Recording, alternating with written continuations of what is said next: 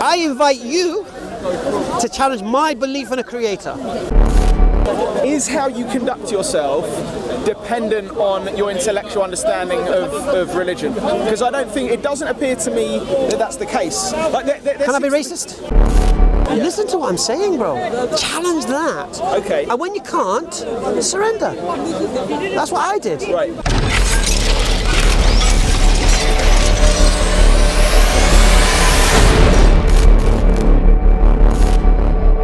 The universe had a creator, but I can't prove it. I respect that you said that. That's the first thing. Yeah. Now here's the thing. First thing you need to concede: can a belief without evidence be true? Yes, I've heard you say that as well. I've heard yes. Well, it's a question for you. The answer is yes. It is. The answer is yes. Of course it is. Are you like the example you gave, Rob, is I can't go and prove that my mum is my mum. Yeah. But she's still my mum. No, I can prove it. I can do DNA. But without the DNA, she's I believe still it. my mum. Without the DNA, I'll give you an easy one on that. Yeah. I believe my wife is faithful to me. I don't believe she'll cheat on me. Okay. Can't prove it unless I follow 24/7. But it still could be true. It still could. It might. No. But I believe she would never. No. Right. Right. Believe. Right. But I don't have no proof. Yeah. Now, why? Because I have reasons to believe. So, for example, in a court of law, we have reasons to believe such and such a thing. So you can't prove it, but we have reasons for us to accept this to be true. Yeah? Yes. Right. So I have reasons to accept the existence of an uncaused cause of the universe. Right? Right. And the reasons are, Yeah. that whatever caused the universe needs to be uncaused. Because then you have the problem of infinite regression. Whatever caused the universe needs to be uncaused. I don't understand that. Okay. Yeah. If the cause of the universe Yes. requires a cause, Yes. and that cause requires a cause, and that cause requires a cause, if we could continue going that way, then we have to have something uncaused to kickstart it all. That's the problem of infinite regression. And is there not a case for it always existed? Everything always existed. I know you've heard that one before. No, you can believe everything's always existed. I would ask for your reasons to believe that. Yes. But why would that be less valid than the? Well, I would ask for your reasons why you believe it's always existed. No, I'm just saying as a theory. I'm not saying that I do believe it. I'm saying what would. No, whoever made that claim. Yes. If they said to me, I believe the universe always existed, I would say, why do you believe that? Right.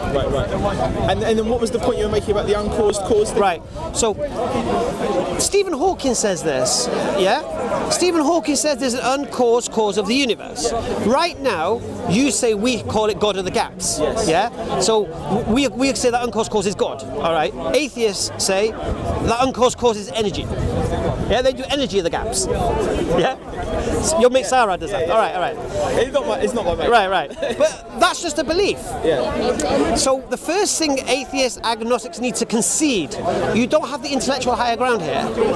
No. You don't have the logical higher ground here. Well, and you don't have the reasonable higher ground here either. I would say the agnostics are very honest because we're saying we don't know. We're not saying. No, you're only saying you don't know because the method you're using, which is science, is flawed.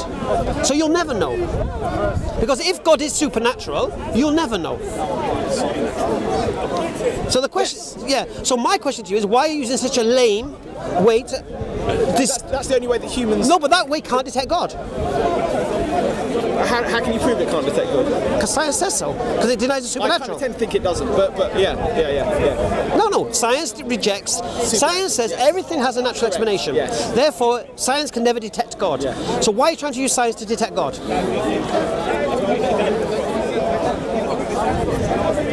It's a good point. But so my thing would be like that when no one because basically humans can I could be wrong, but my assumption is that humans our only way of detecting whether something is truthful or not.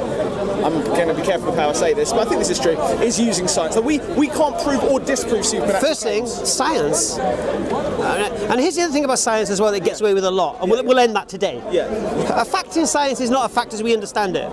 You know that, don't you? Yeah, it's got the most proof behind it, but we don't know. No, it's not no proof behind it. It's just the best explanation. It's the best. That's what I mean. And that can change. It's got the best evidence. Right. What does fact mean in our lay terms? Undisputable. And what does fact mean in our lay terms? Undisputable. Oh yeah, it means 100%. it means 100%. Undisputable. But that's a kind of heuristic. No. What it is, if you ask people, is that really a fact? And you boil it down. People say, well, it's the best argument. No. A fact in lay terms, when you say this is a fact, it's undisputable. That's a fact. When I say fact, I use that as a term to mean it's a fact. Henry VIII. It's a fact. Henry VIII beheaded Anne Boleyn. Yeah, I know what you're saying. Yeah. It's undisputable. Yeah, it happened. I don't know if according to history. Yeah. All right. A fact in science is not the same. A fact in science is just the best explanation we have. I agree with that. Yeah. Right. Yeah. And in reverse, a theory, in our terms, is it's an idea. Could be this. Could be that. Right. But apparently in science it has a whole new special pleading. It means something else. No, theory in science now changes. So instead of being the theory that we, in our lay terms, we say, it might be this, I've got an idea, it could be that, whatever. I have a theory that United are going to win the Premier League next season because Lukaku now is going to score more goals against the little teams at Old Trafford, for example. That's the theory I have. When you use the word theory in science, all of a sudden it takes on a whole new meaning. Yeah, for me that's the logical follow special pleading, man. You change the term. I agree with that. Yeah. Now the really, really sneaky thing is, when someone says evolution is a fact, you imply using our term undisputable. Yeah. When it doesn't mean that. I know. Right, that's the problem. Right. I watched Sabor talk about it and I was like, Sabor. Okay. Sabor. I don't know shit. I don't know what I'm talking about. He kind of made me think. He reduced Rob to read a few books. He was very good. I mean, I like Rob, but he really. No, I thought Rob was well read. Yeah. And he reduced him. He's read a couple of books we haven't quite finished yet. He was very, very good. And I like Rob. You know, my thing is though, this is what. Let's go back to stay on point though. Okay, right. Okay. So what I'm saying is, you're an agnostic. You say that's honest. I don't think it is, unless you can explain why you use a scientific method to detect God, which cannot be used. So it's like me. Here's a tape measure. Yeah. Tell me how much I weigh. I'm not even saying I know that the scientific scientific method can or can't detect that. No. But the scientific method is saying that. Yeah, but I'm not. You're assuming that I believe that. Oh, so what method are you using? I don't know. I'm just saying I don't know. No. What method are you using to detect God? I don't know if. Why don't you believe in God? Because I don't. Because you haven't observed him, and it's a scientific method. Because I haven't observed him, or he hasn't come to me. Right. So anything convincing. Oh, right. Yeah. So what we have to do is this. You see, I believed in God before Islam. 2 years before, if I remember correctly. Yes. Sorry, and before that, I was agnostic. Yes. And before that, I was atheist. Yeah. Right. Yeah. So I believed in God without need of Islam. Yeah. I believed in God through my intellect, just questioning.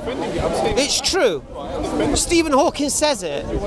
The universe has to be uncaused. So whatever caused the universe, either the universe has always existed, yes, or it began. Yes. Or it began to exist. If it's always existed, I'd like the reasons why you believe that. Because here's how you deal with belief now. Because I've had this question asked to me. I know I'm going to digress a little bit. People say to me, I believe in one less God than you. I don't believe in Thor, I don't believe in Zeus and this and that. Right, I've heard it many times. And on Facebook, that's the mantra in the atheist groups. Yeah? And I love it. Right? Because why? You're correct. All beliefs can't be true. So what did we say belief was? Acceptance of something to be true in the absence of evidence. Yeah? So if there's no evidence, then it's not proven, which means you must have another reason to believe it. Yeah? So for example, there's a Christian I'm going to deal with very, very soon. He believes the Bible's the Word of God. Can't prove it's the Word of God, but he believes it. Now my question to him is, for what reason do you believe it? He's going to say, it says so. And I'm going to say to him, where does it say so? And he's going to show me where it says so, and I'm going to show him that doesn't apply to the Bible. Once I've done that, if he still continues with this belief, it's now delusion. Because now he's believing something in spite of overwhelming evidence to the contrary. Yeah? Yeah. So if you want to call someone deluded, you need to show why they're deluded, right? So if someone has a belief, you challenge the reasons for that belief. Yeah? If you can challenge the reasons for that belief can be rejected. Fair enough? Yeah. All right. So I invite you to challenge my belief in a creator. So you have to now challenge the reasons why I believe in a creator. And I'll tell you my reasons why. Yeah. And you challenge them. Okay. I believe this universe couldn't create itself. I don't believe it's always existed. Yeah. I believe it required an organizer, an originator, and a designer. Just because of what we see within it. Yeah. I believe that this cause needs to be uncaused, otherwise it itself would require a cause, and I would look to that then instead of that. Yeah? And using Occam's razor, I don't need to do that. Yeah? We go straight to the... Occam's razor, we go to the simplest form. Yeah. So there's no one saying, oh, well that cause, there was a God, and then a God created that God, and God created that God, and God created that God. No. See, my definition of a creator means it has to be uncaused. Yes. Yeah? If it's not uncaused, it's not my definition or understanding of a creator. Yeah? Yes. My definition of a creator needs to be all powerful. Yeah? If it's not all powerful, for me that can't be the one that created this whole universe. Yeah? All knowing, all aware. Yeah? Due to everything that exists, right? This is how then you take religions apart. So when someone says Hinduism and this and that the other, you're telling me God, just talk about Ganesh now, you know, the elephant god. Yes. You know, I think this is correct. I'm sure the Hindus will correct me. They lost their son's head, and they found an elephant head. They put the elephant head on it, and this, that, the other. Right? That's not God for me. That's God. You're out of here. Yeah. I can't concede that that is God. That's not my creator, so forget that. Christianity. God requires himself to come as a man to die for us so he can forgive us. No, that goes against my whole idea of a creator. Yeah? But I'm going to leave religion out of it. I'm going to just go stick to what I said, uncaused cause. So I believe this uncaused cause needs intelligence and needs conscious. Yeah? Once I have intelligence and consciousness, is that unreasonable or reasonable? It's reasonable. Right. It's reasonable. Then I would ask, is there a purpose for why he did it? Yeah? Next question, why? And then the next question would be, has this creator uncaused cause connected to us? Has he tried to contact us? Has he tried to guide us? Has he interacted with us? That would be my next question, logical question. Hence I went from atheism to agnosticism, to then challenging religion. Yeah? So you look to the religions that challenge, who claim connection to God. They claim connection to this uncaused cause. And if you look at, I mean, forget Buddhism and all, they're not even religions. How about Judaism? I was born Jewish. I'm not practicing. No. I was born Jewish. Okay. My brother's super religious. He lives in Israel. Super religious. Right. Look. If you're Jewish, yeah. No. What I mean is, your mother needs to be a Jew, and it's a race of people. That's kind of Yeah. So. And also, if we look at the claims made, we see prophets came after and such, and each prophet said someone's come after me and whatever. All right. So for me, Judaism was out of the window. My mother's not Jew. Yeah. And it looked kind of exclusive, like an exclusive club. I have no issue with that. If God chooses certain people. I mean, there's a thing going on at the moment that, about the Black Israelites. Have you come across this movement? It just seems. It's quite intriguing. Is it? It's intriguing, man. And they might have a point. Really? Yeah. Really? Okay. Yeah, but that's not an issue for me. No, okay. Because I've got a friend, yeah, who's an Israelite, Black Israelite, yeah, right, okay. But he's a Muslim. Yeah. Oh, right. So what he says is Israelites today should be Muslims to keep the covenant of God. Right. Okay. So he believes they're on their covenant, yeah. But to keep that covenant, you need to be on the last messenger of God. Right. Yeah. It doesn't stop with the Bible. Yeah. Whereas the Hebrew Israelites at the moment, they're using the Bible as their history, and everything about that's for them. The revelations and the Son of Man coming, and we're all going to be, all the whites are going to be enslaved and all that business. Yeah. Anyway, that's their thing, right? But anyway, that's another point. So that for me, that wasn't my way. Yeah. Then I look at Christianity. There's no practicality in Christianity. It's so, how does a merciful God punish me for a crime I didn't commit? And the only way he can forgive me is that he himself will come in another form and die, so then he can forgive me. Because here's my thing, if I owe you £10 note, I owe you a tenner, and you come to me and say, you know what, I'm sending him, give him the tenner. He's going to pay the tenner for you. So you pay the tenner. Have you forgiven anything? Have I forgiven? Yeah. No. No. You take your payment. Yeah. You take your tenner. Yeah. Forgive me nothing. Yeah. So I can't marry this mercy and justice and all this. And I don't even know your tenner. My dad owed you the tenner. Yeah. So that's why it collapses for me. So the way I go after beliefs, I go after the reasons for the belief. The reasons for Christianity is the Bible. The Bible collapses under scrutiny. Yeah? But the Quran doesn't. And the teachings of the Quran doesn't. And I see things in the Quran that would not mean anything to anyone in the 6th century. Nothing. Right. That now makes sense. It makes sense. It can only make sense to us. Right. It can only make sense to us. If you speak to Arabs in the desert 600 years ago mentioning embryology, for example, and what? Why would you start talking about things like that? Yeah, it doesn't make any sense to me. Then I look at the practicalities of the teachings of Islam, the guidance of Islam. See, the way I look at it is this: what is religion? Religion is our Creator guiding His creation from danger they cannot comprehend, because He's allowed Satan, to approach us and deceive us as a mercy to Satan, because Satan asked for this respite to prove man wouldn't be grateful to him. So God has allowed this. So we have now on this earth an unseen enemy that's assaulting us daily. Yeah? And you've got no protection from it except God. You following? Or, no, I'm following. So God Go on. sends messengers to guide His creation.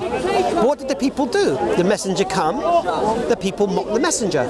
For example, look at him building an ark. I see for miles. Noah. Right. Yeah? Mocking him is what they do. Are we talking about the Quran now? Yeah, we're talking about the Quran now. Yeah, of course, Noah. In the Quran? Of course. I didn't know that. Okay, go. Right? So all the messengers of God were mocked, ridiculed, until their miracle. Then the people believed. And for some it was too late. As people know, it was too late. All right. Moses was mocked until he went with the 10 plagues of Egypt. Yeah? So all of the prophets were mocked. So when Muhammad came, it was the same. Yeah? It was mocked. But the miracle of Muhammad was the Quran today. So you don't have an excuse today. Because I could say, I don't believe Jesus walked on water. I don't believe He did that. You only got this hearsay in this book, this corrupted book. Yeah? Yeah. But the Quran is here. And it challenges you. You know, you're into science, isn't it? All right. You know how a scientific theory is proven, like Einstein did with relativity? Yes. What, falsification test? Yes. And you've said, I've heard you say falsification tests exist in the Quran. No. We're using the scientific method here, isn't it? Yes. All right. So the Quran gives you a falsification test. Has it been met? No. Why are you not accepting it? I haven't looked into it enough, is the honest truth. But you know what? I don't want to change the subject. No, I've got limited time, and I wanted to come along. No. And just say, but this is what I find very interesting. Is as I said, I'm watching hours and hours of these Speakers Corner videos, and what's coming back to me is how are they conducting themselves. That's what all this stuff's coming out of people's mouths. I'm thinking, who's the person with the most patient? I don't know, like who seems the most moral in this moment. Now I know that's subjective, but that to me is more powerful than the words that are coming out of their mouth. How are they acting? I see you and I'm like, he's patient, he's very patient, he's very, you have to be here. Very patient, good-humoured, good-natured, generosity of spirit. And then, and I'm just thinking all of the words, and I'm not discrediting your words, I'm just saying, that seems to be more important to me. How's one conducting themselves in the world? No. And I really, and I respect. It's like I said to you, isn't it? I don't know what they've heard or read or seen. Yes. I don't know what's got them upset. I don't know if their sister was abused by a Muslim. I don't know. So then my thing is how you conduct yourself dependent on your intellectual understanding of religion? Because I don't think, it doesn't appear to me that that's the case. Like, can I be racist? You can. It's an English thing, I think. Right. I think most English people, we are just the way we are. Arabs are very hot. Yes. Yeah, as are Asians. As you know, when they burn the Quran, they're rioting in the streets and stuff like that. Me, Burning the Quran, alhamdulillah. Because that's the only way we can get rid of the Quran is by burning it. Better for them to burn it. You still have the option of being impatient during when someone's being intentionally being inflammatory. No, but here's the difference as well. You see, you can't take the burn off you. You're choosing to not react. You're choosing to be kind of good-natured. You're choosing that. You can't just say, "Oh, it's just because how I was born." Like, no. You can't take the burn off your shoulders and take the burn off their shoulders as well and say, "Oh, it's just their culture and how they were born." So it might be an element of it, but I think there's an element of it that your choice. You've chosen to act in a more moral way.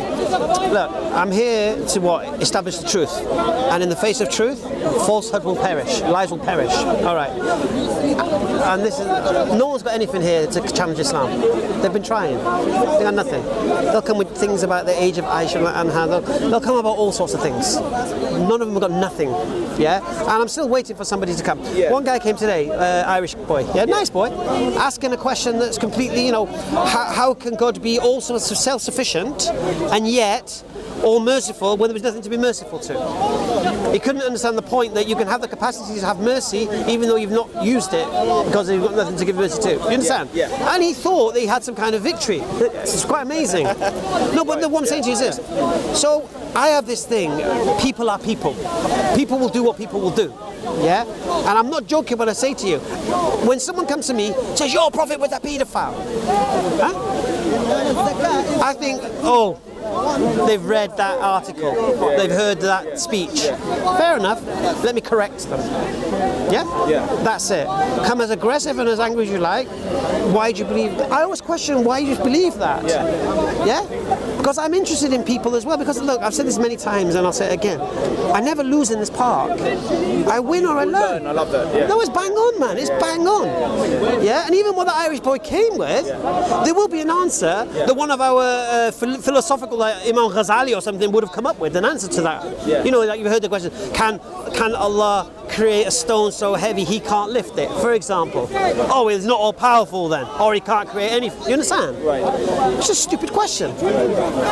So they don't realise that question's stupid, and then when you don't answer a stupid question, they think you've not answered their question. Right. Do you understand? Yes. I think, and I'm going to leave it at it. I think my interest is, I think how one conducts themselves in the world, their values and principles, it is more important than their intellectual understanding of the world. I think someone could be intellectually fantastic and treat their neighbour like shit, excuse my language, and not love their parents and whatever the things that you don't like, promote gambling and all of that stuff. And I think that I would take the person who conducts themselves well in the world every time, and I'd back them, and I'd say that they were the better person over the person. But then you have to be very, very careful as well, because there's some very slick speakers in this world. There's some snake oil salesmen. Yeah? You just judge, but forget their words. You judge them. I'm saying judge them by their actions. No, but they will deceive you with their actions. There's some sweet speakers, sweet talkers. Be careful of sweet talkers, man. This is why, you know why you see it with me? Challenge what I say. Yeah, I always say this: play the ball, not the man. Yeah, don't challenge. Don't think, he conducts himself nice and he's got calm. That might just be my nature. I might just be a composed person. Yeah, I can show you a Christian who's more composed than I, and he doesn't get flustered at all. And you must have seen him, very monotonous. A guy wearing a leather jacket. Anyway, but. Listen to what I'm saying, bro. Challenge that. Okay. And when you can't, surrender. That's what I did. Right. Because when I realised, I fought against Islam for 2 years. I challenged it.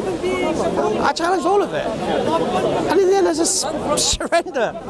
And you know what? And I've said this many times, and I'll say it again. There is no superior way of life than Islam. Nothing you can bring. I challenge you. Bring me a way of life better than Islam. Whether it's Christianity, whether it's Judaism, whether it's secular liberalism, whatever you want to bring. And I'll show you the flaws in it. Yeah? You want to bring me democracy? I'll show you corruption.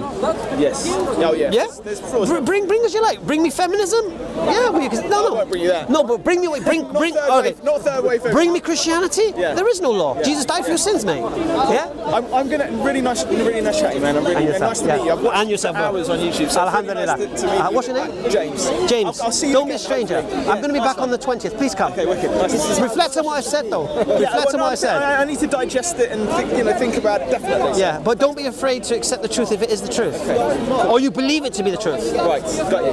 Okay. Yeah? Thanks. James? Thank you. Take care, my friend. You don't mind if I just do a hatchet job on you now, do you? All right. I'm joking. Well, that was a nice discussion. James watching the YouTube videos, he's watched me debating Rob and Sarah and all that, and what he said resonated and is very, very true. And I tell Muslims this all the time: do not react emotionally, especially here in the park, because people are going to come here with all sorts of wild claims and all sorts of wild beliefs. Yeah, they're going to say horrible things about the Prophet Muhammad ﷺ that they've read on the Google or read on the internet or somebody told them or they've seen on a video or watched on YouTube. Always remember the example of the Prophet Muhammad ﷺ. I'm going to remind you, I said it here, but I'll say it again. When the Bedouin Arab came into the mosque and urinated and his companions wanted to react emotionally, what did he do? He knows no better. And then he sat with him and he spoke with him. And then the Bedouin Arab eventually embraced Islam. This is how we should be. You know, you never know the person you're speaking to who is a hater of Islam. You don't know why he hates Islam. Yeah? Like I said, I use an example. Maybe his sister may have been abused by a Muslim and he has this issue with Muslims. Who knows? You know, I'll give you... This is to all the Islamic haters now. I'm going to give it to you. I'm going to give you two names who hated Islam more than you guys. Daniel Strijk and Arnoud van Doorn. Arnoud van Doorn from Geert Wilders' party hated Islam. Daniel Strijk, he was the one who called for the referendum in Switzerland to have minarets banned, and that ban is in place. Okay. These guys hated Islam more than you guys. Today they're my brothers in Islam. Alhamdulillah. So there's something for all of you, yeah? Be careful of what you read. Question everything, inshallah.